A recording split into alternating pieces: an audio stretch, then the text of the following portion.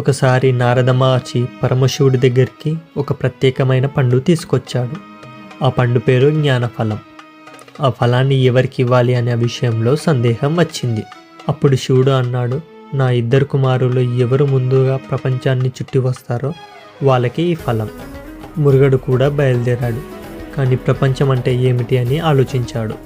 గణపతి మాత్రం తన తల్లిదండ్రుల చుట్టూ 3 సార్లు తిరిగాడు. అతను అన్నాడు, తల్లిదండ్రులే నా ప్రపంచం. దాంతో శివుడు నవ్వాడు, జ్ఞానఫలాన్ని గణపతికి ఇచ్చాడు.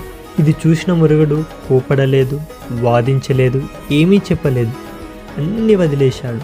తల్లిదండ్రులు, అన్న, లోకం అన్నీ. దీంతో కార్తికేయుడు ఓడిపోయాను అని అలిగి కైలాసం వదిలి ఈ కొండ శిఖరం పైన ఉంటాడు. శివపార్వతులు ఇద్దరు బాలసుబ్రహ్మణ్యుణ్ణి బుజ్జగించడం కోసం ఈ కొండ శిఖరం వద్దకి వస్తారు. పరమశివుడు ప్రేమతో సుబ్రహ్మణ్యుణ్ణి ఎత్తుకొని, కార్తికేయ, సకల జ్ఞానానికి ఫలాన్ని నీవు అని అంటాడు. అంతటితో ప్రసన్నుడైన సుబ్రహ్మణ్యుడు జ్ఞానస్వరూపంగా ఈ కొండ మీదనే కొలువై ఉంటానని అభయం ఇస్తాడు. సకల జ్ఞానానికి ఫలానివి నీవు కాస్త కాలక్రమేణా ఫలనీగా పిలువబడుతుంది. విజ్ఞాలకు అధిపతి వినాయకుడు అయితే సకల జ్ఞానానికి అధిపతి సుబ్రహ్మణ్యుడు.